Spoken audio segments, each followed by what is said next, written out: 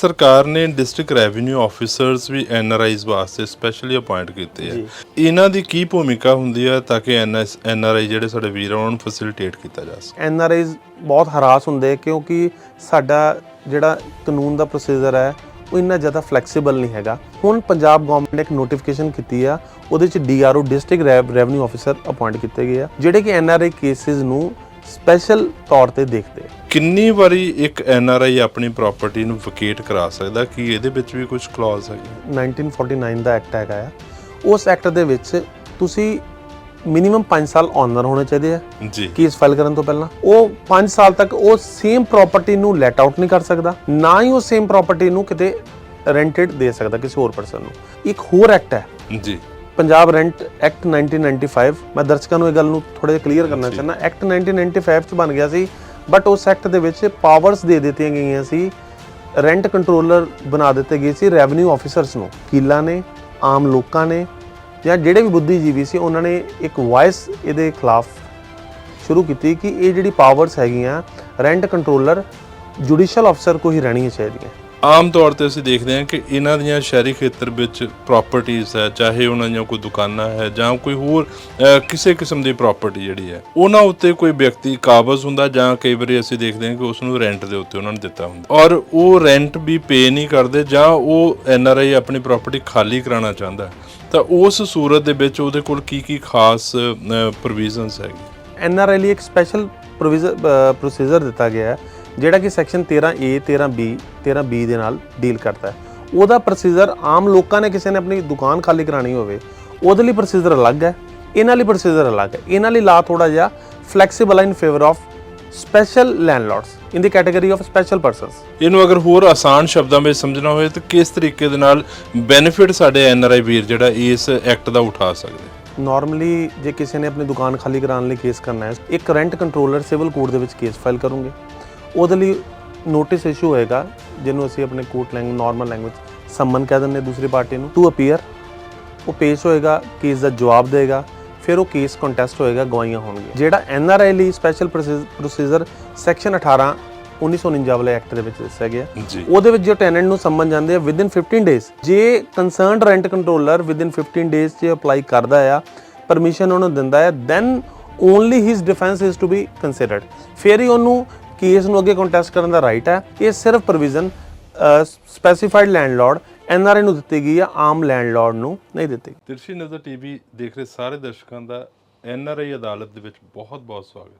ਦੋਸਤੋ, ਹਮੇਸ਼ਾ ਹੀ ਅਸੀਂ ਕੋਸ਼ਿਸ਼ ਕਰਦੇ ਹਾਂ ਕਿ ਐਨਆਰਆਈ ਭਰਾਵਾਂ ਦੀਆਂ ਪੰਜਾਬ ਦੇ ਵਿੱਚ, ਭਾਰਤ ਦੇ ਵਿੱਚ ਜਿਹੜੀਆਂ ਪ੍ਰਾਪਰਟੀਆਂ ਆ ਉਸ ਨੂੰ ਲੈ ਕੇ ਕਈ ਵਾਰੀ ਬਹੁਤ ਸਾਰੇ ਡਿਸਪਿਊਟਸ ਹੁੰਦੇ ਆ, ਕਿਸ ਤਰੀਕੇ ਦੇ ਨਾਲ ਉਹਨਾਂ ਡਿਸਪਿਊਟਸ ਦਾ ਨਿਰਾਕਰਨ ਕੀਤਾ ਜਾ ਸਕਦਾ, ਉਹਨਾਂ ਦਾ ਹੱਲ ਹੋ ਸਕਦਾ। ਸੋ ਐਨਆਰਆਈ ਭਰਾਵਾਂ ਵਾਸਤੇ ਇਹ ਸਾਡੀ ਸਪੈਸ਼ਲ ਪੇਸ਼ਕਸ਼ ਹੈ। ਸੋ ਅੱਜ ਅਸੀਂ ਗੱਲਬਾਤ ਕਰਾਂਗੇ, ਸਾਡੇ ਨਾਲ ਬਹੁਤ ਹੀ ਖਾਸ ਮਾਹਿਰ ਮਹਿਮਾਨ ਨੇ, ਸੀਨੀਅਰ ਲਾਇਰ ਪੁਨੀਤ ਬੱਸੀ ਜੀ। ਬਹੁਤ-ਬਹੁਤ ਸਵਾਗਤ ਹੈ ਸਰ ਤੁਹਾਡਾ।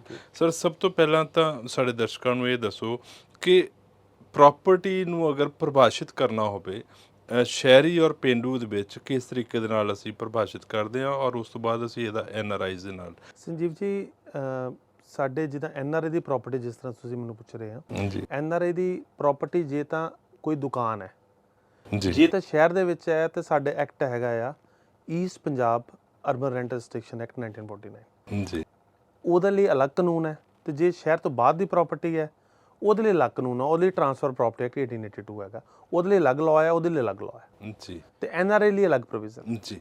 ਹੁਣ ਜਿਸ ਤਰ੍ਹਾਂ ਤੁਸੀਂ ਗੱਲ ਕੀਤੀ ਕਿ ਇਹ ਅਰਬਨ ਔਰ ਪੇਂਡੂ ਖੇਤਰ ਨੂੰ ਸਰਕਾਰ ਨੇ ਪਰਿਭਾਸ਼ਿਤ ਕੀਤਾ ਹੋਇਆ, ਦੂਸਰੀ ਗੱਲ ਇਹ ਆਉਂਦੀ ਕਿ ਐਨਆਰਆਈ ਸਰਕਾਰ ਕਿਸ ਨੂੰ ਮੰਨਦੀ ਹੈ? ਕਿ ਭਾਰਤ ਦੇ ਵਿੱਚ ਜੰਮਿਆ ਵਿਅਕਤੀ ਜਿਹੜਾ ਬਾਹਰ ਜਾ ਕੇ ਉਸਨੇ ਕਿਸੇ ਦੂਸਰੀ ਸਟੇਟ ਦੀ ਸਿਟੀਜ਼ਨਸ਼ਿਪ ਲੈ ਲਈ, ਜਾਂ ਕਿ ਉਹ ਕਿਸੇ ਹੋਰ ਕੰਟਰੀ 'ਚ ਪੈਦਾ ਹੋਇਆ ਔਰ ਉਹਦਾ ਭਾਰਤ ਦੇ ਨਾਲ ਵੀ ਨਾਤਾ ਹੈਗਾ।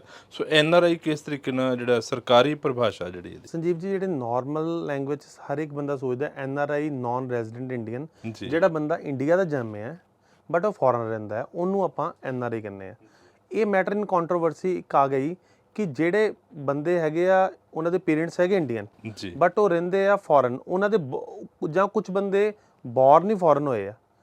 ਸੁਪਰੀਮ ਕੋਰਟ ਨੇ 2020 ਦੇ ਵਿੱਚ 19-20 ਦੇ ਵਿੱਚ ਇਸ ਚੀਜ਼ ਨੂੰ ਡਿਸਾਈਡ ਕਰ ਦਿੱਤਾ ਸੀ ਨਾਨ ਰੈਜ਼ੀਡੈਂਟ ਇੰਡੀਅਨ ਮੀਨਸ ਜਿਹੜੇ ਬੰਦੇ ਇੰਡੀਅਨ ਓਰੀਜਨ ਆ ਜਾਂ origin of that concerned country is also fall with in the definition of NRI. ਜੀ, ਹੁਣ ਇਹ ਜਿਹੜੇ ਲੋਕ ਜਿਹੜੇ ਸਾਡੇ ਵੀਰ ਭਰਾ ਦੂਸਰੇ ਦੇਸ਼ਾਂ ਵਿੱਚ ਜਾ ਕੇ ਮਿਹਨਤ ਮੁਸ਼ੱਕਤ ਕਰਦੇ, ਉੱਥੇ ਉਹਨਾਂ ਨੇ ਆਪਣੇ ਆਪ ਨੂੰ ਐਸਟੈਬਲਿਸ਼ ਕੀਤਾ, ਲੇਕਿਨ ਉਹਨਾਂ ਦੇ ਰੂਟਸ ਇੰਡੀਆ ਵਿੱਚ ਹੈ।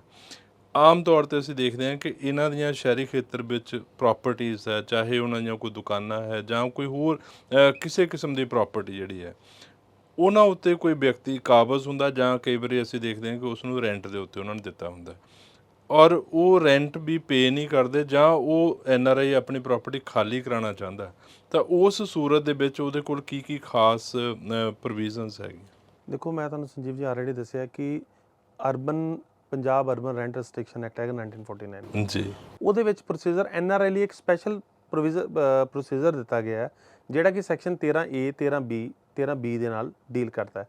ਉਹਦਾ ਪ੍ਰੋਸੀਜਰ ਆਮ ਲੋਕਾਂ ਨੇ ਕਿਸੇ ਨੇ ਆਪਣੀ ਦੁਕਾਨ ਖਾਲੀ ਕਰਾਉਣੀ ਹੋਵੇ, ਉਹਦੇ ਲਈ ਪ੍ਰੋਸੀਜਰ ਅਲੱਗ ਹੈ, ਇਹਨਾਂ ਲਈ ਪ੍ਰੋਸੀਜਰ ਅਲੱਗ ਹੈ। ਇਹਨਾਂ ਲਈ ਲਾ ਥੋੜਾ ਜਿਹਾ ਫਲੈਕਸੀਬਲ ਹੈ ਇਨ favour of special ਲੈਂਡਲॉर्ड्स in the category of special persons. ਜੀ, ਸੋ ਇਹ ਸਪੈਸ਼ਲ ਜਿਸ ਤਰ੍ਹਾਂ ਤੁਸੀਂ ਦੱਸਿਆ ਕਿ ਥੋੜਾ ਫਲੈਕਸੀਬਲ ਹੈ, ਇਹਨੂੰ ਅਗਰ ਹੋਰ ਆਸਾਨ ਸ਼ਬਦਾਂ ਵਿੱਚ ਸਮਝਣਾ ਹੋਵੇ ਤਾਂ ਕਿਸ ਤਰੀਕੇ ਦੇ ਨਾਲ ਬੈਨੀਫਿਟ ਸਾਡੇ NRI ਵੀਰ ਜਿਹੜਾ ਇਸ ਐਕਟ ਦਾ ਉਠਾ ਸਕਦੇ? ਨਾਰਮਲੀ ਜੇ ਕਿਸੇ ਨੇ ਆਪਣੀ ਦੁਕਾਨ ਖਾਲੀ ਕਰਾਉਣ ਲਈ ਕੇਸ ਕਰਨਾ ਹੈ, ਸਪੋਜ਼ ਤੁਸੀਂ ਕਿਸੇ ਨੂੰ ਦੁਕਾਨ ਕਿਰਾਏ ਤੇ ਦਿੱਤੀ ਹੈ ਔਰ ਦੁਕਾਨ ਨੂੰ ਖਾਲੀ ਕਰਾਉਣਾ ਹੈ, ਤੁਸੀਂ ਇੱਕ ਰੈਂਟ ਕੰਟਰੋਲਰ ਸਿਵਲ ਕੋਰਟ ਦੇ ਵਿੱਚ ਕੇਸ ਫਾਈਲ ਕਰੋਗੇ। ਉਹਦੇ ਲਈ ਨੋਟਿਸ ਇਸ਼ੂ ਹੋਏਗਾ, ਜਿਹਨੂੰ ਅਸੀਂ ਆਪਣੇ ਕੋਰਟ ਨਾਰਮਲ ਲੈਂਗੁਏਜ ਸੰਮਨ ਕਹਿ ਦਿੰਦੇ ਦੂਸਰੀ ਪਾਰਟੀ ਨੂੰ, ਜੀ, ਟੂ ਅਪੀਅਰ। ਉਹ ਪੇਸ਼ ਹੋਏਗਾ, ਕੇਸ ਦਾ ਜਵਾਬ ਦੇਗਾ, ਫਿਰ ਉਹ ਕੇਸ ਕੰਟੈਸਟ ਹੋਏਗਾ, ਗਵਾਹੀਆਂ ਹੋਣਗੀਆਂ ਜੀ। ਬਟ ਜਿਹੜਾ NRI ਲਈ ਸਪੈਸ਼ਲ ਪ੍ਰੋਸੀਜਰ ਸੈਕਸ਼ਨ 18 1949 ਵਾਲੇ ਐਕਟ ਦੇ ਵਿੱਚ ਦੱਸਿਆ ਗਿਆ, ਉਹਦੇ ਵਿੱਚ ਜੋ ਟੈਨੈਂਟ ਨੂੰ ਸੰਮਨ ਜਾਂਦੇ ਆ ਵਿਦਿਨ 15 ਡੇਜ਼, ਜਿਹੜਾ ਕੰਸਰਨ ਟੈਨੈਂਟ ਹੋਏਗਾ, he has to apply to the court rent controller. ਉਹ ਅਪਲਾਈ ਕਰੇਗਾ by way of affidavit. He has to take permission, that is leave to contest, ਉਹਨੂੰ leave to contest from the concerned rent controller ਕੋਲ ਲੈਣੀ ਪਏਗੀ in the shape of affidavit। ਜੇ concerned rent controller within 15 days 'ਚ apply ਕਰਦਾ ਆ, permission ਉਹਨੂੰ ਦਿੰਦਾ ਹੈ, then only his defense is to be considered। ਫਿਰ ਹੀ ਉਹਨੂੰ ਕੇਸ ਨੂੰ ਅੱਗੇ ਕੰਟੈਸਟ ਕਰਨ ਦਾ ਰਾਈਟ ਹੈ। ਇਹ ਸਪੈਸ਼ਲ ਪ੍ਰੋਵੀਜ਼ਨ ਜਿਹੜੀ ਹੈਗੀ ਆ, ਇਹ ਸਿਰਫ ਪ੍ਰੋਵੀਜ਼ਨ ਸਪੈਸੀਫਾਈਡ ਲੈਂਡਲॉर्ड NRI ਨੂੰ ਦਿੱਤੀ ਗਈ ਆ, ਆਮ ਲੈਂਡਲॉर्ड ਨੂੰ ਨਹੀਂ ਦਿੱਤੀ ਗਈ ਜੀ। ਸੋ ਜਿਸ ਤਰ੍ਹਾਂ ਤੁਸੀਂ ਗੱਲ ਕੀਤੀ ਕਿ NRI ਜਿਹੜੇ ਆ ਉਹਨਾਂ ਨੂੰ ਖਾਸ ਸਹੂਲਤਾਂ ਜਿਹੜੀਆਂ ਦਿੱਤੀਆਂ ਤਾਂ ਕਿ ਉਹਨਾਂ ਦੀ ਪ੍ਰਾਪਰਟੀ ਜਿਹੜੀ ਹੈ ਉਹ ਇਨਸ਼ੋਰ ਹੋ ਸਕੇ ਭਾਰਤ ਦੇ ਵਿੱਚ, ਔਰ ਆਪਣੀ ਉਸ ਪ੍ਰਾਪਰਟੀ ਦੇ ਉੱਤੇ ਆਪਣਾ ਬਰਕਰਾਰ ਹੱਕ ਜਿਹੜਾ ਉਹ ਰੱਖ ਸਕਣ। ਆਮ ਤੌਰ 'ਤੇ ਇਹੋ ਜਿਹਾ ਵੀ ਕੁਝ ਦੇਖਣ ਨੂੰ ਮਿਲਿਆ ਕਿ ਕਿਸੇ ਵਿਅਕਤੀ ਨੇ ਆਪਣੀ ਪ੍ਰਾਪਰਟੀ ਜਿਹੜੀ ਰੈਂਟਡ ਪ੍ਰਾਪਰਟੀ ਆ ਖਾਲੀ ਨਹੀਂ ਹੋ ਪਾ ਰਹੀ, ਤਾਂ ਉਸਨੇ ਕਿਸੇ NRI ਨੂੰ ਦੇ ਦਿੱਤੀ। ਕੀ ਉਹ NRI ਜਿਹੜਾ ਹੈ, ਚਾਹੇ ਉਸਨੇ ਮਹੀਨਾ ਪਹਿਲਾਂ ਹੀ ਉਹ ਪ੍ਰਾਪਰਟੀ ਡਿਸਪਿਊਟਡ ਖਰੀਦੀ, ਉਹਦੇ ਕੋਲ ਇਹ ਅਖਤਿਆਰ NRI ਵਾਲੇ ਆਪਣੀ ਪ੍ਰਾਪਰਟੀ ਖਾਲੀ ਕਰਾਉਣ ਵਾਸਤੇ ਉਹਨੂੰ ਮਿਲਣਗੇ, ਜਾਂ ਇਹਦੇ ਵਿੱਚ ਕੁਝ ਕਿੰਤੂ ਪਰੰਤੂ? ਸੰਜੀਵ ਜੀ, ਇਹਦੇ ਲਈ ਥੋੜਾ ਜਿਹਾ ਡਿਫਰੈਂਸ ਹੈ। ਜੇ ਆਪਾਂ 1949 ਐਕਟ, ਮੈਂ ਤੁਹਾਨੂੰ ਆਲਰੇਡੀ ਦੱਸਿਆ, 1949 ਐਕਟ ਦੇ ਅਕੋਰਡਿੰਗਲੀ ਉਹ concerned NRI, he must be a landlord, he must be owner for at least 5 years before filing of this rent petition। 5 ਸਾਲ minimum he should have been a owner। ਉਹ owner ਹੋਣਾ ਚਾਹੀਦਾ ਹੈ। only then he can file a petition under the specified provision 13B specified landlord and being NRI, ਤਾਂ ਕਿ ਉਹਦਾ misuse ਜਿਹੜਾ ਉਹ ਨਾ ਕੀਤਾ ਸਕੇ। ਇਸ ਕਰਕੇ 5 ਸਾਲ ਦਾ ਘੱਟੋ ਘੱਟ ਇੱਕ ਬਾਰ ਆ ਜੀ ਉਹਦੇ ਵਾਸਤੇ ਉਹਦੀ ਮਲਕੀਅਤ ਹੋਣੀ ਜਿਹੜੀ ਆ ਉਹ ਜ਼ਰੂਰੀ ਹੈ, ਔਰ ਉਸ ਤੋਂ ਬਾਅਦ ਉਹ ਪ੍ਰਾਪਰਟੀ ਜਿਹੜੀ ਆ ਆਪਣੀ ਉਹਦੇ ਉੱਤੇ ਸੇਮ ਅਖਤਿਆਰ ਰੱਖਦਾ। ਮੈਂ ਇੱਕ ਚੀਜ਼ ਆਮ ਤੌਰ 'ਤੇ ਕਈ ਵਾਰੀ ਅਸੀਂ ਦੇਖਦੇ ਹਾਂ ਕਿ NRI ਵੀਰ ਜਿਹੜੇ ਸਾਡੇ ਬਾਹਰ ਬੈਠੇ ਆ, ਉਹਨਾਂ ਕੋਲ ਇੰਨਾ ਸਮਾਂ ਨਹੀਂ ਹੁੰਦਾ ਕਿ ਆਪਣੀ ਪ੍ਰਾਪਰਟੀ ਜਿਹੜੀ ਆ ਉਸ ਨੂੰ ਖਾਲੀ ਕਰਾਉਣ ਵਾਸਤੇ ਇੱਥੇ ਮੁਕੱਦਮੇਬਾਜ਼ੀ ਵਿੱਚ ਆਉਣ। ਉਹ ਆਪਣੇ ਕਿਸੇ ਨੀਅਰ ਐਂਡ ਡੀਅਰ ਨੂੰ ਪਾਵਰ ਆਫ ਅਟਾਰਨੀ ਦੇ ਦਿੰਦੇ। ਸੋ ਅਗਰ ਪਾਵਰ ਆਫ ਅਟਾਰਨੀ ਨੂੰ ਅਗਰ ਸਧਾਰਨ ਸ਼ਬਦਾਂ ਵਿੱਚ ਗੱਲ ਕਰੀਏ ਤਾਂ ਇਸ ਨੂੰ ਤੁਸੀਂ ਕਿੱਦਾਂ ਦੇਖਦੇ ਹੋ, ਔਰ ਕੀ ਕੋਈ ਸਪੈਸ਼ਲ ਪਾਵਰ ਆਫ ਅਟਾਰਨੀਜ਼ ਵੀ ਹੁੰਦੀਆਂ ਜਾਂ ਕਿ ਸਾਰੀਆਂ ਪਾਵਰ ਆਫ ਅਟਾਰਨੀ ਨੂੰ? ਸੰਜੀਵ ਜੀ, ਇਸ ਤਰ੍ਹਾਂ ਹੈ ਕਿ ਜਿਹੜੀ ਪਾਵਰ ਆਫ ਅਟਾਰਨੀ ਹੈ, ਇਟ ਇਜ਼ ਆਫ 2 ਟਾਈਪਸ ਜੀ। General power of attorney and special power of attorney. ਜਿਹੜੀ ਜਨਰਲ ਪਾਵਰ ਆਫ ਅਟਾਰਨੀ ਆ, ਦੈਟ ਇਜ਼ ਫॉर, ਉਹਦੇ ਵਿੱਚ ਪਾਵਰ ਹੁੰਦੀ ਹੈ ਸੇਲ ਕਰਨ ਦੀ, ਪ੍ਰਾਪਰਟੀ ਨੂੰ ਮੌਰਗੇਜ ਕਰਨ ਦੀ, ਜਾਂ ਕਿਸੇ ਤਰ੍ਹਾਂ ਦੀ ਵੀ। ਇੱਕ ਦੂਸਰੀ ਪਾਵਰ ਆਫ ਅਟਾਰਨੀ ਹੁੰਦੀ ਹੈ special power of attorney. Special power of attorney ਜਿਹੜੀ ਦਿੱਤੀ ਜਾਂਦੀ ਆ ਫॉर ਸਪੈਸੀਫਿਕ ਪਰਪਸ, ਉਹ ਕੇਸ ਲੜਨ ਦੀ ਵੀ ਦਿੱਤੀ ਜਾ ਸਕਦੀ ਆ, ਜਾਂ ਕੋਈ ਵੀ ਸਪੈਸੀਫਿਕ ਐਕਟ ਕਰਨ ਦੀ ਦਿੱਤੀ ਜਾ ਸਕਦੀ ਆ ਜੀ। ਪਾਵਰ ਆਫ ਅਟਾਰਨੀ ਸਾਡੇ ਅਕੋਰਡਿੰਗ ਟੂ ਲਾਅ 2 ਟਾਈਪਸ ਦੀ ਹੈ। ਸੋ ਜਦੋਂ ਅਸੀਂ ਦੇਖਦੇ ਹਾਂ ਕਿ ਸਪੈਸੀਫਿਕ ਪਾਵਰ ਅਟਾਰਨੀ ਦੀ ਤੁਸੀਂ ਗੱਲ ਕੀਤੀ, ਹੁਣ ਜਿਹੜਾ ਵਿਦੇਸ਼ ਬੈਠਾ ਸਾਡਾ NRI ਵੀਰ ਹੈਗਾ, ਉਹ ਆਪਣੀ ਪ੍ਰਾਪਰਟੀ ਜਿਹੜੀ ਹੈ ਇੱਥੇ ਉਸ ਵਾਸਤੇ ਉਸ ਦਾ ਡਿਸਪਿਊਟ ਸੌਰਟ ਆਊਟ ਕਰਨ ਵਾਸਤੇ ਅਗਰ ਕਿਸੇ ਨੂੰ ਸਪੈਸੀਫਿਕ ਪਾਵਰ ਅਟਾਰਨੀ ਦਿੰਦਾ ਤਾਂ ਉਸ ਦਾ ਕਿਸ ਤਰੀਕੇ ਦੇ ਨਾਲ ਨਿਰਾਕਰਨ ਹੋ ਜਾਂਦਾ ਉਹਦੀ ਸਮੱਸਿਆ ਦਾ, ਜਾਂ ਕਿ ਉਹਦੇ ਵਾਸਤੇ ਹੁਣ ਫਿਰ ਕੁਛ ਨਾ ਕੁਛ ਜਦੋਜਹਿਦ ਕਰਨੀ ਹੋਏਗੀ? ਸੰਜੀਵ ਜੀ, ਇਸ ਤੋਂ ਪਹਿਲਾਂ ਸਭ ਤੋਂ ਪਹਿਲਾਂ ਜੇ ਸਪੋਜ਼ ਇੱਕ ਬੰਦਾ NRI ਆ, ਫੋਰਨ ਅਬਰੋਡ ਰਹਿ ਰਿਹਾ, ਜੀ ਉਹ ਪਾਵਰ ਆਫ ਅਟਾਰਨੀ ਓਰੀਜਨਲ ਭੇਜੇਗਾ ਇੰਡੀਆ ਦੇ ਵਿੱਚ ਕਿਸੇ ਵੀ ਕੰਸਰਨ ਬੰਦੇ ਨੂੰ ਜਿਹਦੇ ਫੇਵਰ ਦੇ ਵਿੱਚ ਐਗਜ਼ੀਕਿਊਟ ਕੀਤੀ ਗਈ ਆ। ਉਹ power of attorney within 4 months concern DC ਕੋ, ਜਿਹੜੀ ਕਿ ਕਮਿਸ਼ਨਰ ਦੀ ਪਾਵਰ ਹੁਣ DC ਸਾਹਿਬ ਨੂੰ ਦੇ ਦਿੱਤੀ ਗਈ, ਪਹਿਲਾਂ ਕਮਿਸ਼ਨਰ ਕੋ ਪਾਵਰ ਹੁੰਦੀ ਸੀ, ਉਹਦੀ ਆਥੈਂਟਿਸਿਟੀ ਲਈ ਵੈਰੀਫਾਈ ਕੀਤੀ ਜਾਊਗੀ। ਜੀ ਜਦੋਂ ਉਹ ਵੈਰੀਫਾਈ ਕੀਤੀ ਜਾਊਗੀ then the same has come into force. ਜੀ ਫਿਰ ਉਸ ਪਾਵਰ ਆਫ ਅਟਾਰਨੀ ਦੇ ਬੇਸ ਤੇ he or she can file rent petition or any other case ਜਿਹੜੀ ਉਹਨੂੰ ਸਪੈਸੀਫਿਕ ਪਾਵਰ ਦਿੱਤੀ ਗਈ ਹੋਏਗੀ। ਬਟ ਇਹਦੇ ਨਾਲ ਸੰਜੀਵ ਜੀ ਇੱਕ ਚੀਜ਼ ਹੋਰ ਦੇਖਣੀ ਬੜੀ ਜ਼ਰੂਰੀ ਆ, ਜਿਹੜੇ ਉਹ ਬੰਦਾ ਪਾਵਰ ਆਫ ਅਟਾਰਨੀ ਦੇ ਬੇਸ ਤੇ ਕੇਸ ਫਾਈਲ ਕਰ ਸਕਦਾ ਹੈ। ਹੀ can give evidence in the court of that particular case ਔਰ ਰੈਂਟ ਪਟੀਸ਼ਨ ਜੋ ਵੀ ਹੋਏਗਾ। ਬਟ ਵਨ ਥਿੰਗ ਜਿਹੜੀ ਕੋਰਟ ਦੇਖਦੀ ਆ, ਸਪੈਸ਼ਲ ਪਾਵਰ ਆਫ ਅਟਾਰਨੀ ਜਿਹਨੂੰ ਦਿੱਤੀ ਜਾਂਦੀ ਆ, ਉਹ ਉਹੀ ਚੀਜ਼ ਦੀ ਐਵੀਡੈਂਸ ਦੇ ਸਕਦਾ ਜਿਹਦੀ ਉਹਨੂੰ ਸਪੈਸੀਫਿਕ ਨੌਲੇਜ ਆ। ਜਿਸ ਫੈਕਟਸ ਦੀ ਉਹਨੂੰ ਸਪੈਸੀਫਿਕ ਨੌਲੇਜ ਨਹੀਂ ਆ, ਉਹ ਸਪੈਸੀਫਿਕ ਫੈਕਟਸ ਦੀ ਨੌਲੇਜ ਉਸ ਕੰਸਰਨ ਲੈਂਡਲੋਰਡ NRI ਨੂੰ ਹੀ ਆ, ਉਹ NRI ਨੂੰ ਵੀ ਡਿਪੋਜ਼ ਕਰਨਾ ਪਏਗਾ ਕੋਰਟ 'ਚ ਆ ਕੇ। Otherwise special power of attorney holder ਉਸ ਫੈਕਟਸ ਤੇ ਡਿਪੋਜ਼ ਕਰ ਸਕਦਾ ਆ, those facts is in the knowledge of that concern person. ਜੀ ਸਰਕਾਰ ਨੇ ਡਿਸਟ੍ਰਿਕਟ ਰੈਵਨਿਊ ਆਫਿਸਰਸ ਵੀ NRIs ਵਾਸਤੇ ਸਪੈਸ਼ਲੀ ਅਪਾਇੰਟ ਕੀਤੇ ਆ। ਇਹਨਾਂ ਦੀ ਕੀ ਭੂਮਿਕਾ ਹੁੰਦੀ ਹੈ ਤਾਂ ਕਿ NRI ਜਿਹੜੇ ਸਾਡੇ ਵੀਰ ਆ ਉਹਨਾਂ ਨੂੰ ਫੈਸਿਲਿਟੇਟ ਕੀਤਾ ਜਾ ਸਕੇ? ਦੇਖੋ ਸੰਜੀਵ ਜੀ, ਇਹਨਾਂ NRI ਕੇਸਿਸ ਦੇ ਵਿੱਚ ਬਹੁਤ ਦੇਖਿਆ ਗਿਆ ਕਿ NRI ਵੱਲੋਂ ਕਈ ਰਿਪਰੈਜ਼ੈਂਟੇਸ਼ਨਸ ਦਿੱਤੀਆਂ ਗਈਆਂ ਜਾਂ ਕਈ ਵਾਰ ਇਫੈਕਟ ਆਏ। ਆਮ ਤੌਰ ਤੇ ਕੇਸਿਸ ਦੇਖੇ ਵੀ ਜਾਂਦੇ ਆ, ਨਿਊਜ਼ਪੇਪਰ 'ਚ ਵੀ ਆਉਂਦੇ, ਪਬਲਿਸ਼ ਹੁੰਦੇ ਆ। ਇਹ ਦੇਖਿਆ ਗਿਆ ਕਿ NRIs ਬਹੁਤ ਹਰਾਸ ਹੁੰਦੇ ਕਿਉਂਕਿ ਸਾਡਾ ਜਿਹੜਾ ਕਾਨੂੰਨ ਦਾ ਪ੍ਰੋਸੀਜਰ ਹੈ ਉਹ ਇੰਨਾ ਜ਼ਿਆਦਾ ਫਲੈਕਸੀਬਲ ਨਹੀਂ ਹੈਗਾ ਇਨ ਸਮ ਸਿਚੁਏਸ਼ਨਸ, ਜਾਂ ਕਿਸ ਕੇਸਿਸ ਦੇ ਵਿੱਚ। ਉਹਦੇ ਵਿੱਚ NRIs ਵੱਲੋਂ ਇਹ ਬਾਰ-ਬਾਰ ਇਹ ਮੁੱਦਾ ਉਠਾਇਆ ਗਿਆ।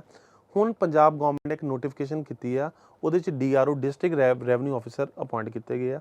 ਉਹ ਕੰਸਰਨ ਤਹਿਸੀਲਦਾਰਾਂ ਨੂੰ, ਨਾਇਬ ਤਹਿਸੀਲਦਾਰਾਂ ਨੂੰ ਅਪਾਇੰਟ ਕੀਤੇ ਗਏ ਆ, ਜਿਹੜੇ ਕਿ NRI ਕੇਸਿਸ ਨੂੰ ਸਪੈਸ਼ਲ ਤੌਰ ਤੇ ਦੇਖਦੇ ਆ, ਤਾਂ ਕਿ ਉਹਨਾਂ ਦੇ ਕੇਸਿਸ ਨੂੰ ਜਲਦੀ ਤੋਂ ਜਲਦੀ ਸੋਲਵ ਕੀਤਾ ਜਾ ਸਕੇ ਔਰ ਉਹ ਬਾਹਰ ਬੈਠੇ ਜਾਂ ਇੱਥੇ ਕੇਸ ਲੜਨ ਆਉਂਦੇ ਪਏ ਆ ਉਹ ਹਰਾਸ ਨਾ ਹੋ ਸਕਣ ਕੁਝ ਸਾਲਾਂ ਤੱਕ। ਸੋ NRIs ਨੂੰ ਬਹੁਤ ਸਾਰੀਆਂ ਸਹੂਲਤਾਵਾਂ, ਸਰਕਾਰ ਦੀ ਕੋਸ਼ਿਸ਼ ਹੈ ਕਿ ਉਹ ਵੀ ਸਾਡੇ ਭੈਣ ਭਰਾ ਔਰ ਆਪਣੇ ਆਪ ਨੂੰ ਭਾਰਤ ਦਾ ਹੀ ਵਸਨੀਕ ਸਮਝਣ, ਇੱਥੋਂ ਦੀਆਂ ਬੈਨੀਫਿਟਸ ਜਿਹੜੇ ਉਹਨਾਂ ਨੂੰ ਮਿਲਦੇ ਰਹਿਣ। ਸਰ ਕਈ ਵਾਰੀ ਆਮ ਤੌਰ 'ਤੇ ਅਸੀਂ ਦੇਖਦੇ ਹਾਂ ਕਿ ਇੱਕ ਇਹੋ ਜਿਹੇ ਵੀ ਇੰਸਟਾਂਸ ਸਾਨੂੰ ਦੇਖਣ ਨੂੰ ਮਿਲਦੇ ਆ ਕਿ ਕਿਸੇ ਪਰਿਵਾਰ ਦੇ ਵਿੱਚ 4 ਮੈਂਬਰ ਹੈਗੇ ਔਰ ਉਹਨਾਂ ਦਾ ਇੱਕ ਭਰਾ ਬਾਹਰ ਰਹਿੰਦਾ ਹੈ ਔਰ ਫੈਮਿਲੀ ਜਿਹੜੀ ਪੈਰੈਂਟਲ ਫੈਮਿਲੀ ਉਹਦੀ ਡਿਸਟ੍ਰੀਬਿਊਸ਼ਨ ਪ੍ਰਾਪਰਟੀ ਦੀ ਹੁੰਦੀ ਹੈ ਔਰ ਕਈ ਵਾਰੀ ਵਿਦੇਸ਼ ਰਹਿਣ ਵੇਲੇ ਜਿਹੜਾ ਭਰਾ ਹੈਗਾ ਉਸ ਦਾ ਹਿੱਸਾ ਵੀ ਬਾਕੀ ਭਰਾਵਾਂ ਨੂੰ ਤਕਸੀਮ ਕਰਤਾ ਜਾਂਦਾ ਵਿਦਆਊਟ ਉਹਦੀ ਨੌਲੇਜ ਜਾਂ ਉਸ ਨੂੰ ਕੌਨਫੀਡੈਂਸ ਲੈ ਬਗੈਰ। ਐਸੀ ਸੂਰਤ ਦੇ ਵਿੱਚ ਉਹ ਆਪਣਾ ਹਿੱਸਾ ਕਿਸ ਤਰੀਕੇ ਦੇ ਨਾਲ ਕਲੇਮ ਕਰ ਸਕਦਾ ਜਾਂ ਉਹਦੇ ਵਾਸਤੇ ਕੀ ਇਖਤਿਆਰ? ਸੰਜੀਵ ਜੀ, ਇਹਦੇ ਲਈ ਇਹ ਸਿਚੁਏਸ਼ਨਸ ਆਮ ਤੌਰ ਤੇ ਦੇਖੀਆਂ ਗਈਆਂ। ਇੱਦਾਂ ਦੇ ਕੇਸਿਸ ਆਮ ਤੌਰ ਤੇ ਹੈ, ਜਿਹੜਾ ਬੰਦਾ ਕੰਸਰਨਡ ਬਾਹਰ ਬੈਠਾ ਹੈ ਉਹਨੂੰ ਪਤਾ ਹੀ ਨਹੀਂ ਲੱਗਦਾ ਕਿ ਉਹਦਾ ਸ਼ੇਅਰ ਵੀ ਕਿਸੇ ਨਾ ਕਿਸੇ ਤਰੀਕੇ ਬਾਕੀਆਂ ਭਰਾਵਾਂ ਨੂੰ ਟਰਾਂਸਫਰ ਕਰ ਦਿੱਤਾ ਜਾਂਦਾ ਹੈ ਬਾਈ ਐਨੀ ਅਦਰ ਮੀਨਸ। ਫਿਰ ਉਸ ਕੰਸਰਨਡ ਪਰਸਨ ਨੂੰ, ਕੰਸਰਨਡ NRI ਨੂੰ, ਜਿਹਦਾ ਸ਼ੇਅਰ ਬਾਈ ਇਲੀਗਲ ਮੀਨਸ ਔਰ ਬਾਈ ਇਲੀਗਲ ਵੇ ਟਰਾਂਸਫਰ ਕੀਤਾ ਜਾਂਦਾ ਹੈ ਕਿਸੇ ਹੋਰ ਦੇ ਬਾਕੀ ਭਰਾਵਾਂ ਦੇ ਫੇਵਰ ਦੇ ਵਿੱਚ, then he has to file a suit for challenging that concerned sale deed ਜਾਂ ਟਰਾਂਸਫਰ ਡੀਡ ਜੀ ਬਾਈ ਫਾਈਲਿੰਗ ਅ ਕੇਸ, ਜਾਂ ਆਪ ਕਰੇਗਾ ਜਾਂ ਥਰੂ ਪਾਵਰ ਆਫ ਅਟਾਰਨੀ ਕਰੇਗਾ। ਸੋ ਉਹਦੇ ਵਾਸਤੇ ਉਹਨੂੰ ਕੇਸ ਜਿਹੜਾ ਹੈ ਉਹ ਸੇਮ ਉਸੇ ਪ੍ਰੋਸੀਜਰ ਵਿੱਚੋਂ ਨਿਕਲਣਾ ਪਏਗਾ। ਸੋ ਇੱਕ ਚੀਜ਼ ਜਿਹੜੀ ਤੁਸੀਂ ਆਮ ਤੌਰ ਤੇ ਦੱਸਿਆ ਕਿ NRI ਵੀਰਾਂ ਨੂੰ ਖਾਸ ਸਹੂਲਤ ਦਿੱਤੀ ਗਈ ਕਿ ਉਹ ਆਪਣੀ ਪ੍ਰਾਪਰਟੀ ਜਿਹੜੀ ਆ ਉਹ ਵਕੇਟ ਕਰਾ ਸਕਦੇ ਆ, ਜਿਹੜਾ ਉਹਦੇ ਨਾਲ ਆਪਣੀ ਚਾਹੇ ਉਹ ਰੈਂਟਡ ਪ੍ਰਾਪਰਟੀ ਹੈ ਚਾਹੇ ਦੁਕਾਨਾਂ। ਕਿੰਨੀ ਵਾਰੀ ਇੱਕ NRI ਆਪਣੀ ਪ੍ਰਾਪਰਟੀ ਨੂੰ ਵਕੇਟ ਕਰਾ ਸਕਦਾ? ਕਿ ਇਹਦੇ ਵਿੱਚ ਵੀ ਕੁਝ ਕਲੌਜ਼ ਹੈਗੇ? ਹਾਂ ਸੰਜੀਵ ਜੀ, ਮੈਂ ਤੁਹਾਨੂੰ ਆਲਰੇਡੀ ਦੱਸਿਆ ਕਿ 1949 ਦਾ ਐਕਟ ਹੈਗਾ ਆ। ਉਸ ਐਕਟ ਦੇ ਵਿੱਚ ਤੁਸੀਂ ਮਿਨੀਮਮ 5 ਸਾਲ ਓਨਰ ਹੋਣੇ ਚਾਹੀਦੇ ਆ ਜੀ। ਕੇਸ ਫਾਈਲ ਕਰਨ ਤੋਂ ਪਹਿਲਾਂ ਤੁਸੀਂ ਆਪਣੀ ਵਨਸ ਇਨ ਅ ਲਾਈਫ ਟਾਈਮ ਪ੍ਰਾਪਰਟੀ ਨੂੰ ਵਕੇਟ ਕਰਵਾ ਸਕਦੇ ਆ। ਉਸ ਤੋਂ ਬਾਅਦ there is one another embargo ਜੀ on that very concerned NRI specified landlord.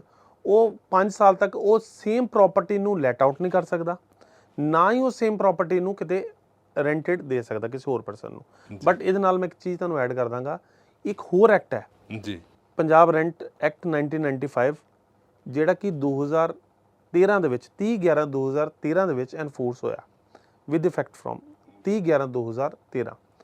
ਉਹਦੇ 'ਚ ਕੀ ਹੋਇਆ, ਐਕਟ ਚਾਹੇ 1995 ਦਾ ਬਣ ਗਿਆ ਸੀ, ਮੈਂ ਦਰਸ਼ਕਾਂ ਨੂੰ ਇਹ ਗੱਲ ਨੂੰ ਥੋੜ੍ਹਾ ਜਿਹਾ ਕਲੀਅਰ ਕਰਨਾ ਚਾਹੁੰਦਾ, ਐਕਟ 1995 'ਚ ਬਣ ਗਿਆ ਸੀ ਬਟ ਉਸ ਐਕਟ ਦੇ ਵਿੱਚ ਪਾਵਰਸ ਦੇ ਦਿੱਤੀਆਂ ਗਈਆਂ ਸੀ, ਰੈਂਟ ਕੰਟਰੋਲਰ ਬਣਾ ਦਿੱਤੇ ਗਏ ਸੀ ਰੈਵਨਿਊ ਆਫਿਸਰਸ ਨੂੰ, ਜਿਹਦੇ ਕਰਕੇ ਵਕੀਲਾਂ ਨੇ, ਆਮ ਲੋਕਾਂ ਨੇ ਜਾਂ ਜਿਹੜੇ ਵੀ ਬੁੱਧੀਜੀਵੀ ਸੀ ਉਹਨਾਂ ਨੇ ਇੱਕ ਵਾਇਸ ਇਹਦੇ ਖਿਲਾਫ ਸ਼ੁਰੂ ਕੀਤੀ ਕਿ ਇਹ ਜਿਹੜੀ ਪਾਵਰਸ ਹੈਗੀਆਂ ਰੈਂਟ ਕੰਟਰੋਲਰ ਜੁਡੀਸ਼ੀਅਲ ਅਫਸਰ ਕੋ ਹੀ ਰਹਿਣੀਆਂ ਚਾਹੀਦੀਆਂ।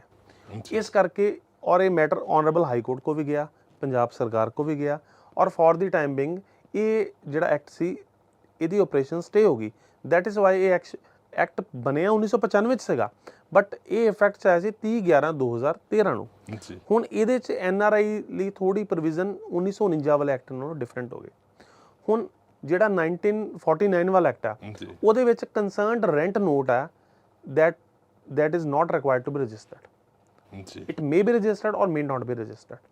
But ਜਿਹੜਾ 1995 ਵਾਲਾ ਐਕਟ ਆ ਉਹਦੇ ਵਿੱਚ ਸਪੈਸੀਫਿਕ ਪ੍ਰੋਵੀਜ਼ਨ ਆ ਕਿ ਜਿਹੜਾ ਕੰਸਰਨਡ ਰੈਂਟ ਡੀਡ ਹੋਏਗੀ ਜਾਂ ਰੈਂਟ ਨੋਟ ਹੋਏਗਾ it required to be registered as per the registration act ਜਿਹੜਾ 1908 ਦਾ ਹੈ।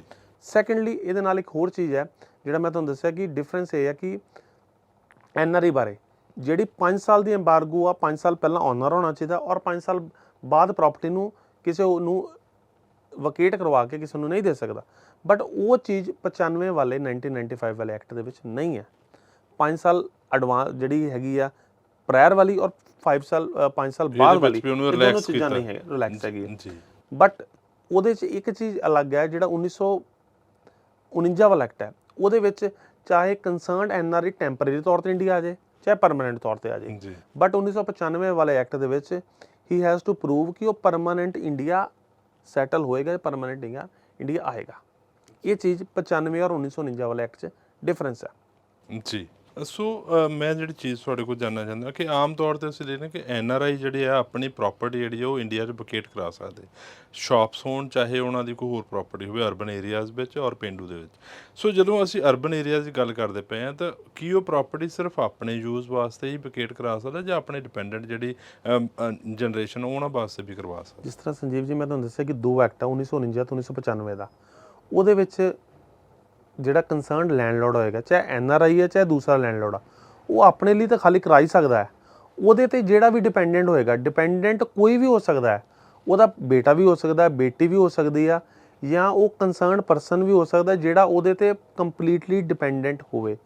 ਉਹ ਡਿਪੈਂਡੈਂਟ ਤੇ ਲਾਅ ਬੜਾ ਫਲੈਕਸੀਬਲ ਆ, ਉਹ ਬੰਦਾ ਆਪਣੇ ਦੇ ਨਾਲ ਉਹਨਾਂ ਦੇ ਬੈਨੀਫਿਟ ਲਈ ਵੀ ਕੰਸਰਨਡ ਸ਼ਾਪ ਨੂੰ ਖਾਲੀ ਕਰਵਾ ਸਕਦਾ ਹੈ। ਸੋ ਆਮ ਤੌਰ ਤੇ ਅਸੀਂ ਇੱਕ ਚੀਜ਼ ਹੋਰ ਇਹਦੇ ਵਿੱਚ ਦੇਖਦੇ ਹਾਂ ਕਿ ਇੱਕ ਆਮ ਇਨਸਾਨ ਹੈ, ਸੋ ਉਸ ਦਾ ਕਿਸੇ ਪ੍ਰਾਪਰਟੀ ਨੂੰ ਲੈ ਕੇ ਡਿਸਪਿਊਟ ਸੀਗਾ ਔਰ ਉਹ ਆਪਣੀ ਪ੍ਰਾਪਰਟੀ ਦਾ ਮੁਕੱਦਮਾ ਉਹ ਖਾਰਜ ਹੋ ਗਿਆ ਉਹਦੇ ਖਿਲਾਫ, ਤਾਂ ਉਸ ਤੋਂ ਬਾਅਦ ਉਹਦਾ ਸਟੇਟਸ NRI ਦਾ ਬਣ ਗਿਆ, ਉਹ ਵਿਦੇਸ਼ ਚਲਾ ਗਿਆ, NRI ਦਾ ਸਟੇਟ ਕੀ ਉਹ ਆਪਣੀ ਪ੍ਰਾਪਰਟੀ ਨੂੰ ਦੁਬਾਰਾ ਉਸੇ ਪ੍ਰਾਪਰਟੀ ਨੂੰ ਜਿਹਦੇ ਖਿਲਾਫ ਉਹਦਾ ਮੁਕੱਦਮਾ ਖਾਰਜ ਹੋ ਚੁੱਕਾ ਕੀ ਉਸ ਨੂੰ ਖਾਲੀ ਕਰਵਾਉਣ ਵਾਸਤੇ ਕੋਰਟ 'ਚ ਜਾ ਸਕਦਾ ਜਾਂ ਉਹਨੂੰ ਉਹਦੇ ਬੈਨੀਫਿਟਸ ਮਿਲਣਗੇ? ਸੰਜੀਵ ਜੀ ਇਹ ਸਿਚੁਏਸ਼ਨਸ ਨਾ ਕਈ ਵਾਰ ਕੋਰਟਸ ਆ ਜਾਂਦੀਆਂ ਔਰ ਇਹ ਸਿਚੁਏਸ਼ਨ ਨਾਰਮਲੀ ਕੀ ਹੁੰਦਾ ਹੈ ਕਿ ਇੱਕ ਬੰਦੇ ਦੇ ਖਿਲਾਫ ਕੋਈ ਕੇਸ ਕਿਸੇ ਅਦਾਲਤ ਦੇ ਵਿੱਚ ਹੋ ਗਿਆ ਤੇ ਉਹ ਸੇਮ ਅਦਾਲਤ ਦੇ ਵਿੱਚ ਉਸ ਮੈਟਰ ਨੂੰ ਐਜੀਟੇਟ ਨਹੀਂ ਕਰ ਸਕਦਾ, he has to apply to the concerned higher court ਜਾਂ ਉਹ ਸੈਸ਼ਨ ਡਿਸਟ੍ਰਿਕਟ ਜੱਜ ਸਾਹਿਬ ਹੋਣਗੇ ਜਾਂ ਹਾਈ ਕੋਰਟ ਹੋਣਗੇ, ਕੋਈ ਵੀ ਉੱਚ ਅਦਾਲਤ ਹੋ ਸਕਦੀ ਹੈ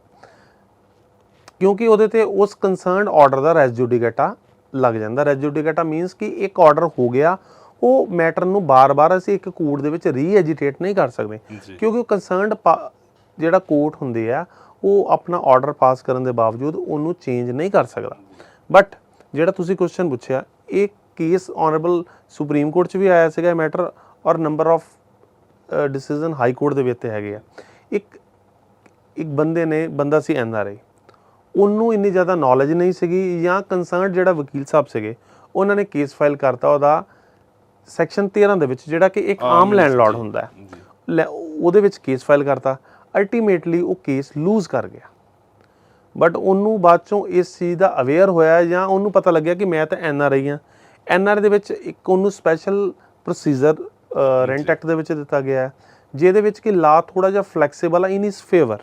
ਜੀ ਉਹ ਜੇ ਉਸ ਸਪੈਸ਼ਲ ਕੈਟਾਗਰੀ ਦੇ ਵਿੱਚ ਕੇਸ ਫਾਈਲ ਕਰਦਾ ਆ, ਉਹ 'ਤੇ ਰੈਸ ਜੁਡੀਕੇਟਾ ਨਹੀਂ ਲੱਗਦਾ। ਉਹਦਾ ਕਾਰਨ ਹੈ, ਉਹਦਾ ਕਾਰਨ ਸੰਜੀਵ ਜੀ ਇਹ ਹੈ ਕਿ ਆਨਰੇਬਲ ਸੁਪਰੀਮ ਕੋਰਟ ਨੇ ਆਪਣੇ ਜਜਮੈਂਟ ਵਿੱਚ ਇਹ ਹੈਲਡ ਕੀਤਾ ਆ, ਕਿਉਂਕਿ ਜਿਹੜਾ ਲੈਂਡਲੋਰਡ ਹੈ, ਆਮ ਲੈਂਡਲੋਰਡ ਹੈ, ਤੁਸੀਂ ਵੀ ਹੋ ਸਕਦੇ ਆ, ਮੈਂ ਵੀ ਹੋ ਸਕਦਾ, ਉਹ ਜਿਹੜਾ ਆਮ ਲੈਂਡਲੋਰਡ ਹੋਏਗਾ ਉਹਦਾ ਪ੍ਰੋਸੀਜਰ ਡਿਫਰੈਂਟ ਆ, ਤੇ ਜਿਹੜਾ ਸਪੈਸੀਫਾਈਡ ਲੈਂਡਲੋਰਡ ਆ, ਜਿਹਨੂੰ ਅਸੀਂ NRI ਕਹਿੰਦੇ ਆ, ਨਾਨ ਰੈਜ਼ੀਡੈਂਟ ਇੰਡੀਅਨ, ਉਹਦਾ ਪ੍ਰੋਸੀਜਰ ਐਂਟਾਇਰਲੀ ਡਿਫਰੈਂਟ ਆ। ਇਸ ਕਰਕੇ ਕਹਿੰਦੇ ਰੈਸ ਜੁਡੀਕੇਟਾ ਨਹੀਂ ਲੱਗਣਾ।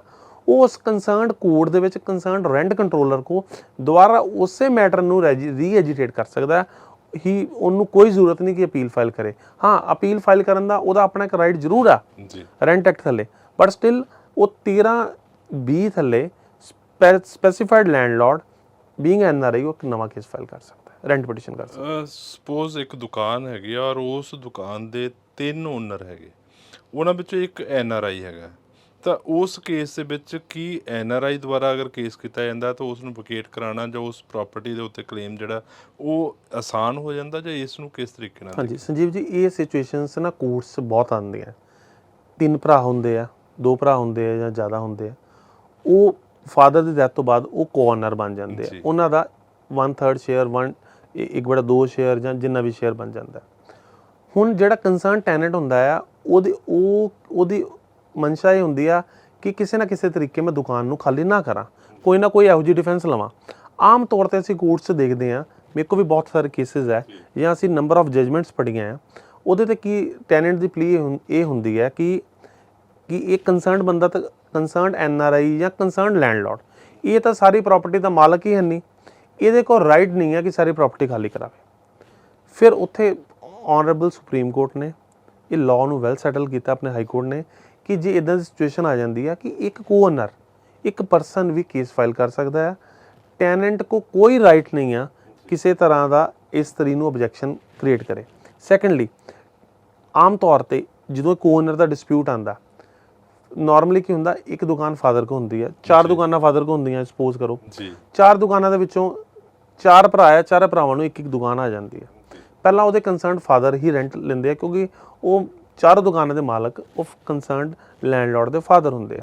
ਇੱਕ ਉਹਨਾਂ ਦੀ ਇੱਕ ਫੈਮਿਲੀ ਪਾਰਟੀਸ਼ਨ ਹੋ ਜਾਂਦੀ ਆ ਜਾਂ ਫੈਮਿਲੀ ਅਰੇਂਜਮੈਂਟ ਹੋ ਜਾਂਦਾ, ਉਹਦੇ ਵਿੱਚ ਉਹ ਦੁਕਾਨਾਂ ਨੂੰ ਵੰਡ ਲੈਂਦੇ ਆ ਮਿਊਚੁਅਲ ਅੰਡਰਸਟੈਂਡਿੰਗ ਨਾਲ। ਇੱਕ ਦੁਕਾਨ ਕਿਸੇ ਕੋ ਚਲੇ ਜਾਂਦੀ ਹੈ, ਇੱਕ ਦੁਕਾਨ ਕਿਸੇ ਕੋ ਚਲੇ ਜਾਂਦੀ ਹੈ, ਪਰ ਉਹ ਕੰਸਰਨਡ ਲੈਂਡਲੋਰਡ ਕਹਿੰਦਾ ਹੈ ਕਿ ਕੋਰਟ 'ਚ ਆ ਕੇ ਇਹ ਪਲੇ ਹੁੰਦਾ ਕਿ ਇਹ ਤਾਂ ਮਾਲਕ ਹੀ ਹੈ ਨਹੀਂ, ਜਾਂ ਇਹ ਜਿਹੜੀ ਫੈਮਿਲੀ ਪਾਰਟੀਸ਼ਨ ਆ ਜਾਂ ਫੈਮਿਲੀ ਅਰੇਂਜਮੈਂਟ ਤੁਸੀਂ ਕੀਤਾ ਹੈ, ਉਹ ਫੈਮਿਲੀ ਅਰੇਂਜਮੈਂਟ ਨੂੰ ਓਬਜੈਕਟ ਕਰਦਾ ਹੈ, ਕਿਉਂਕਿ ਇਹ ਫੈਮਿਲੀ ਅਰੇਂਜਮੈਂਟ ਸਹੀ ਨਹੀਂ ਆ, ਇਹ ਜਾਲੀ ਆ, ਇਹ ਗਲਤ ਹੈ।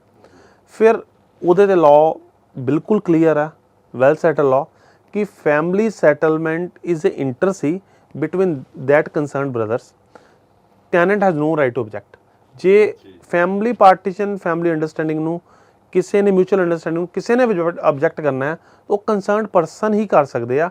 Tenant has no right at all in that rent petition. ਜੀ, ਇਹਦੇ ਨਾਲ ਹੀ ਮਿਲਦਾ ਜੁਲਦਾ ਕਿ ਆਮ ਤੌਰ 'ਤੇ ਅਸੀਂ ਜਿਹੜੇ ਪੁਰਾਣੀਆਂ ਬਜ਼ੁਰਗਾਂ ਨੇ ਕਈ ਵਾਰੀ ਪ੍ਰਾਪਰਟੀਆਂ ਜਿਹੜੀਆਂ ਉਹ ਕਿਰਾਏ 'ਤੇ ਦਿੱਤੀਆਂ ਹੋਈਆਂ, ਲੇਕਿਨ ਉਹ ਕਿਰਾਇਆ ਬੜਾ ਨਾ ਮਾਤਰ ਹੁੰਦਾ ਸੀ ਉਹਨਾਂ ਜ਼ਮਾਨਿਆਂ ਵਿੱਚ, ਕਈ ਵਾਰੀ 0 ਜਾਂ 400 ਰੁਪਏ ਜਾਂ 500 ਰੁਪਏ ਕਿਰਾਇਆ। ਸਮੇਂ ਦੇ ਨਾਲ ਚੂੰਕਿ ਕੀਮਤਾਂ, ਮਹਿੰਗਾਈ ਬਹੁਤ ਜ਼ਿਆਦਾ ਵੱਧ ਜਾਂਦੀ ਹੈ, ਔਰ ਪ੍ਰਾਪਰਟੀ ਹੁਣ ਜਿਹੜੀ ਆ ਉਹ ਅਗਰ NRI ਜਿਹੜਾ ਹੈ ਉਹ ਚਾਹੁੰਦਾ ਹੈ ਕਿ ਮੈਂ ਹੁਣ ਦੁਕਾਨ ਖਾਲੀ ਕਰਵਾਵਾਂ ਜਾਂ ਮੈਂ ਇਸ ਦਾ ਕਿਰਾਇਆ ਵਧਵਾਉਣਾ, ਤਾਂ ਉਸ ਸੂਰਤ ਦੇ ਵਿੱਚ ਉਹਦੇ ਕੋਲ ਕੀ ਆਪਸ਼ਨਸ ਹੈ? ਸੰਜੀਵ ਜੀ, ਇਹ ਚੀਜ਼ ਆਪਾਂ ਦੇਖਿਆ ਗਿਆ, ਜਿੰਨੀਆਂ ਵੀ ਪੁਰਾਣੀਆਂ ਦੁਕਾਨਾਂ ਸਾਡੇ ਸਪੈਸ਼ਲੀ ਆਪਣੇ ਸ਼ਹਿਰ 'ਚ ਦੇਖ ਲਓ ਤੁਸੀਂ, ਕੋਈ 50 ਰੁਪਏ 'ਤੇ ਆ, ਕੋਈ 100 ਰੁਪਏ 'ਤੇ ਆ, ਬਜ਼ੁਰਗਾਂ ਦੀ ਜਿਹੜਾ ਟੈਨੈਂਟ ਨੂੰ ਦਿੱਤੀ, ਉਹ ਟੈਨੈਂਟ ਦੀ ਡੈਥ ਹੋ ਜਾਂਦੀ, ਅੱਗੇ ਉਹਦੇ ਬੱਚੇ ਦੁਕਾਨ ਨੂੰ ਕਰ ਰਹੇ, ਉਹ ਕੰਸਰਨਡ ਬੱਚਿਆਂ ਦੀ ਵੀ ਡੈਥ ਹੋ ਜਾਂਦੀ, ਅੱਗੇ ਉਹਨਾਂ ਦੇ ਬੱਚੇ ਉਹ ਦੁਕਾਨ ਨੂੰ ਕੰਟੀਨਿਊ ਕਰ ਰਹੇ ਆ। ਕਿਸੇ ਦੁਕਾਨ ਦਾ 50 ਰੁਪਏ ਕਿਰਾਇਆ, ਕਿਸੇ ਦਾ 10 ਰੁਪਏ, ਕਿਸੇ ਦਾ 100, ਕਿਸੇ ਦਾ ਕਿੰਨਾ। ਜੀ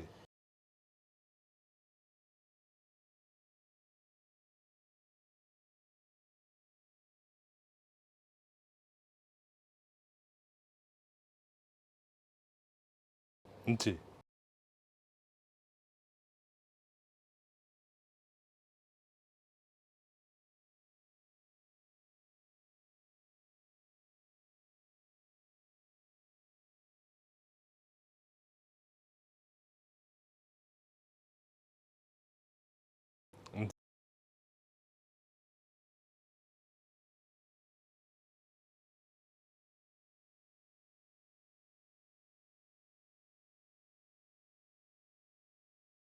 ਉਹ rent ਕਿਰਾਇਆਨਾਮਾ ਜਿਹੜਾ ਕਿਰਾਇਆ ਜੀ ਵਧਾ ਸਕਦੇ। ਜੀ ਜੀ ਹੁਣ ਸਪੋਜ਼ ਕਿਰਾਇਆ ਜਿਹੜਾ ਹੈ ਉਹ ਆਨਰੇਬਲ ਕੋਰਟ ਨੇ ਵਧਾ ਦਿੱਤਾ ਹੈ, ਬਟ ਜਿਹੜਾ ਕਿਰਾਏਦਾਰ ਆ ਉਹ ਅੱਗੇ ਫਰਦਰ ਅਪੀਲ 'ਚ ਚਲਾ ਗਿਆ, ਤਾਂ ਉਸ ਸੂਰਤ ਦੇ ਵਿੱਚ ਹੁਣ ਕਿਉਂਕਿ ਉਹ ਅਪੀਲ 'ਚ ਚਲਾ ਗਿਆ ਤਾਂ ਉਸ ਪੀਰੀਅਡ ਦੇ ਵਿੱਚ ਜਿਹੜਾ ਕਿਰਾਇਆ ਹੋਏਗਾ ਕਿ ਉਹ ਪੁਰਾਣਾ ਹੀ ਕਿਰਾਇਆ ਬਰਕਰਾਰ ਰਹੇਗਾ ਜਾਂ ਕਿ ਉਸ ਸੂਰਤ 'ਚ ਕੁਝ ਨਵਾਂ ਕਿਰਾਇਆ, ਜਾਂ ਕਿਸ ਤਰੀਕੇ ਨਾਲ ਇਸ ਚੀਜ਼ ਨੂੰ? ਇਹ ਸੰਜੀਵ ਜੀ ਜਿਹੜਾ ਤੁਸੀਂ ਕੁਐਸਚਨ ਪੁੱਛਿਆ, ਇਹ ਕੁਐਸਚਨ ਆਮ ਤੌਰ ਤੇ ਆਮ ਜਨਤਾ ਬੜੀ ਮਿਸਅੰਡਰਸਟੂਡ ਕਰਦੀ ਹੈ ਜੀ ਔਰ ਬੜਾ ਇੰਪੋਰਟੈਂਟ ਕੁਐਸਚਨ ਹੈ। ਦੇਖੋ, ਜਦੋਂ ਇੱਕ ਟੈਨੈਂਟ ਦੇ ਖਿਲਾਫ ਲੋਅਰ ਕੋਰਟ ਦੇ ਵਿੱਚ ਇੱਕ ਫੈਸਲਾ ਹੋ ਜਾਂਦਾ, ਰੈਂਟ ਕੰਟਰੋਲਰ ਕਰ ਦਿੰਦਾ, ਜਿਸ ਦਿਨ ਉਹ ਫੈਸਲਾ ਉਹਦੇ ਖਿਲਾਫ ਹੁੰਦਾ, ਉਹ ਟੈਨੈਂਟ ਦੀ ਡੈਫੀਨੇਸ਼ਨ ਚੋਂ ਵਾਈਪ ਆਊਟ ਹੋ ਜਾਂਦਾ ਹੈ ਜੀ। ਉਹ ਟੈਨੈਂਟ ਰਹਿੰਦਾ ਹੀ ਨਹੀਂ। ਉਹ ਬੀਇੰਗ ਟੈਨੈਂਟ ਅਪੀਲ ਜ਼ਰੂਰ ਕਰਦਾ ਹੈ, ਕਿਰਾਏਦਾਰ ਹੋਣ ਦੇ ਨਾਤੇ ਉਹ ਅਪੀਲ ਕਰਦਾ ਹੈ, ਅਪੀਲ ਕਰਨ ਦਾ ਕੋਈ ਰਾਈਟ ਹੈ। ਲੇਕਿਨ ਉਸ ਦਿਨ ਉਹਦਾ ਜਿਹੜਾ ਕਿਰਾਏਦਾਰ ਹੋਣ ਦਾ ਅਖਤਿਆਰ ਹੈ ਉਹ specially for the purposes of rent ਚਲੇ ਜਾਂਦਾ ਆ, ਉੱਥੇ ਅਪਲਾਈ ਕਰੇਗਾ। ਜੇ ਆਨਰੇਬਲ ਕੋਰਟ ਸਟੇ ਗ੍ਰਾਂਟ ਕਰਦੀ ਹੈ, ਜਿਹੜਾ ਕੰਸਰਨਡ ਲੈਂਡਲੋਰਡ ਹੈ ਉਹ ਕੋ ਰਾਈਟ ਹੈ ਕਿ ਕੋਰਟ ਦੇ ਵਿੱਚ ਐਪਲੀਕੇਸ਼ਨ ਮੂਵ ਕਰੇ।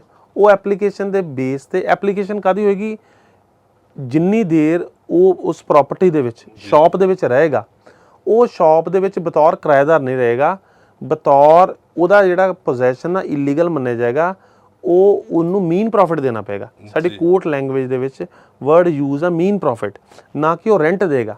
ਹੁਣ ਮੀਨ ਪ੍ਰੋਫਿਟ ਕੀ ਹੁੰਦਾ ਹੈ, ਇਹ ਵੀ ਇੱਕ ਤੁਹਾਡਾ ਕੁਐਸਚਨ ਹੋ ਸਕਦਾ। ਮੀਨ ਪ੍ਰੋਫਿਟ ਇਹ ਹੁੰਦਾ ਆ ਕਿ ਉਹ ਸਿਮਿਲਰ ਬਿਲਡਿੰਗ ਹੈ ਜਿਹੜੀ ਰੈਂਟ, ਸਪੋਜ਼ ਕਰੋ ਲੋਅਰ ਕੋਰਟ ਦੇ ਵਿੱਚ ਰੈਂਟ ਰੇਟ ਸੀ 400 ਰੁਪਏ ਪ੍ਰਤੀ ਮਹੀਨੇ ਦੇ ਹਿਸਾਬ ਦੇ ਨਾਲ, ਜਿੰਨੀ ਦੇਰ ਤੇ ਲੋਅਰ ਕੋਰਟ 'ਚ ਕੇਸ ਚੱਲਦਾ ਰਿਹਾ, ਔਰ 400 ਰੁਪਏ ਮਹੀਨੇ ਦੇ ਹਿਸਾਬ ਨਾਲ ਉਹਨੇ ਕੋਰਟ ਦੇ ਵਿੱਚ ਕਿਰਾਇਆ ਟੈਂਡਰ ਕਰ ਦਿੱਤਾ। ਜਦੋਂ ਲੋਅਰ ਕੋਰਟ ਦੇ ਵਿੱਚ ਅਪੀਲ ਕੇਸ ਉਹਦੇ ਖਿਲਾਫ ਹੋ ਗਿਆ ਔਰ ਅਪੀਲ ਫਾਈਲ ਕੀਤੀ, ਜਿਸ ਦਿਨ ਉਹਦੇ ਖਿਲਾਫ ਹੋਇਆ ਉਸ ਦਿਨ ਤੋਂ ਲੈ ਕੇ ਜਦ ਤੱਕ ਜੱਜ ਸਾਹਿਬ ਅਪੀਲ ਡਿਸਾਈਡ ਕਰਨਗੇ, ਮੀਨ ਪ੍ਰੋਫਿਟ ਗ੍ਰਾਂਟ ਕਰਨਗੇ। ਮੀਨ profit in favour of landlord ਜਿਹੜਾ ਗ੍ਰਾਂਟ ਹੋਏਗਾ, ਲੈਂਡਲੋਰਡ ਦੀ ਡਿਊਟੀ ਇਹ ਬਣਦੀ ਹੈ ਕਿ ਕੁਛ ਨਾ ਕੁਛ ਸਿਮਿਲਰ ਬਿਲਡਿੰਗ ਦੇ ਵਿੱਚ ਆ ਕਿਰਾਇਆ, ਉਹ ਕਿਰਾਇਆਨਾਮਾ ਪੇਸ਼ ਕਰੇਗਾ। ਕੋਰਟ ਉਹਦੇ ਅਕੋਰਡਿੰਗਲੀ ਕਿਰਾਇਆ ਫਿਕਸ ਕਰਨਗੇ। ਮੇਰੇ ਕੋ ਵੀ ਕਈ ਕੇਸਿਸ ਹੈਗੇ ਇਹਦੇ ਰਿਲੇਟਡ, ਜਾਂ ਆਨਰੇਬਲ ਸੁਪਰੀਮ ਕੋਰਟ ਜਾਂ ਹਾਈ ਕੋਰਟ ਨੇ ਵੀ ਇਹਨੂੰ ਕਾਫੀ ਡਿਸਾਈਡ ਕੀਤਾ ਹੈ ਜੀ। ਜਿਹੜੇ ਬੰਦੇ 100 ਰੁਪਏ ਕਿਰਾਏ ਤੇ ਬੈਠੇ ਆ, ਹੁਣ ਉਹਨਾਂ ਨੂੰ ਮੀਨ ਪ੍ਰੋਫਿਟ 8-8 10-10 ਹਜ਼ਾਰ ਰੁਪਏ ਦੇਣਾ ਪਿਆ, ਕਿਉਂਕਿ ਆਮ ਤੌਰ ਤੇ ਦੁਕਾਨਾਂ ਜਿੱਥੇ ਪ੍ਰਾਈਮ ਲੋਕੇਸ਼ਨ ਤੇ ਇੱਕ ਸ਼ਾਪ ਹੈਗੀ ਹੈ, ਛੋਟੀ ਸ਼ਾਪ ਵੀ ਹੈਗੀ, 8-8 10-10 ਹਜ਼ਾਰ ਰੁਪਏ ਆਮ ਕਿਰਾਇਆ ਹੈ। ਉਹਨਾਂ ਨੂੰ from the date of eviction order in the lower court ਉਸ ਤੋਂ ਉਹਨੂੰ ਦੇਣਾ ਪਏਗਾ। ਜੇ ਉਹ ਨਹੀਂ ਦਿੰਦੇ ਦੈਨ ਨਾ ਹੀ ਉਹਨਾਂ ਦਾ ਸਟੇ ਹੋਏਗਾ ਜੀ, ਤੇ ਉਹਨਾਂ ਨੂੰ ਪ੍ਰੋਪਰਟੀ ਵਿਕੇਟ ਕਰਨੀ ਪਏਗੀ। ਸੋ ਕਿਤੇ ਨਾ ਕਿਤੇ ਜਾਗਰੂਕਤਾ ਜਿਹੜੀ ਹੈ ਬੜੀ ਇੰਪੋਰਟੈਂਟ ਰੋਲ ਪਲੇ ਕਰਦੀ ਹੈ, ਔਰ NRI ਵੀਰ ਜਿਹੜੀਆਂ ਪ੍ਰਾਪਰਟੀਜ਼ ਇੱਥੇ ਹੈਗੀਆਂ, ਔਰ ਕਈ ਵਾਰੀ ਸਾਨੂੰ ਜਾਗਰੂਕਤਾ ਨਾ ਹੋਣ ਕਰਕੇ ਵੀ ਅਸੀਂ ਇਸ ਚੀਜ਼ ਤੋਂ ਅਣਗੌਲੇ ਰਹਿ ਜਾਂਦੇ ਕਿ ਉਹ ਸਾਡੀ ਪ੍ਰਾਪਰਟੀ, ਅਸੀਂ ਉਸ ਦੇ ਉੱਤੇ ਪੂਰਾ ਹੱਕ ਨਹੀਂ ਜਤਾ ਪਾਉਂਦੇ, ਔਰ ਕਈ ਵਾਰ ਕਿਰਾਏਦਾਰ ਵੀ ਇਸ ਚੀਜ਼ ਦਾ ਫਾਇਦਾ ਉਠਾ ਜਾਂਦੇ। ਸੋ ਅੱਜ ਸਰਕਾਰ ਨੇ ਔਰ ਆਨਰੇਬਲ ਕੋਰਟਸ ਨੇ ਇਸ ਚੀਜ਼ ਨੂੰ ਬਹੁਤ ਬਖੂਬੀ NRIs ਦੇ ਫੇਵਰ ਦੇ ਵਿੱਚ ਡਿਸਾਈਡ ਕੀਤਾ ਹੈ। ਸੋ ਆਸ ਕਰਦੇ ਹਾਂ ਕਿ NRI ਵੀਰ ਜਿਹੜੇ ਇਸ ਜਾਣਕਾਰੀ ਦਾ ਭਰਪੂਰ ਲਾਭ ਉਠਾਉਣਗੇ। ਸਾਡੇ ਨਾਲ ਗੱਲਬਾਤ ਕਰਨ ਲਈ ਬਹੁਤ ਬਹੁਤ ਸ਼ੁਕਰੀਆ, ਧੰਨਵਾਦ।